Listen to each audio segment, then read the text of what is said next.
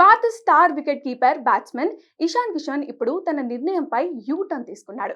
2023 నుంచి భారత జట్టుకు దూరమైన ఇషాన్ కిషాన్ ఈ నిర్ణయంతో తిరిగి టీమిండియాలోకి రావాలని చూస్తున్నాడు. టీం సెలెక్టర్ల సూచనతో అతను పూర్తిగా మనసు మార్చుకున్నాడని మీడియాలో వార్తలు వస్తున్నాయి. ఇషాన్ కిషాన్ టీమిండియా నుంచి నిష్క్రమించాడు. మాజీ కోచ్ రాహుల్ ద్రావిడ్, కెప్టెన్ రోహిత్ శర్మ దేశవాళీ క్రికెట్లో ఆడాలని ఆటగాళ్లకు సూచించారు.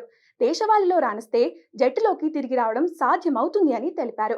కానీ ఇషాన్ కిషాన్ తన రాష్ట్ర జట్టు జార్ఖండ్కు దేశవాళీ క్రికెట్లో ప్రాతినిధ్యం వహించకూడదని నిర్ణయించుకున్నాడు.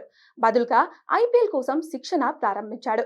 దీంతో బీసీసీఐ ఇషాన్ కిషాన్ను సెంట్రల్ కాంట్రాక్ట్లో చేర్చుకోలేదు. అలాగే భారత జట్టులో కూడా చోటివ్వలేదు.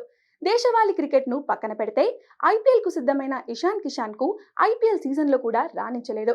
ముంబై ఇండియన్స్ తరపున 14 మ్యాచ్లు ఆడి 320 పరుగులు చేసిన పట్టికలో కూడా ఆ జట్టు అట్టడుగు స్థానంలో ఉంది. క్రిక్ బజ్ నివేదిక ప్రకారం ఇషాన్ కిషాన్ ఇప్పుడు దేశవాళీ క్రికెట్లో తిరిగి రావడానికి సిద్ధంగా ఉన్నాడు.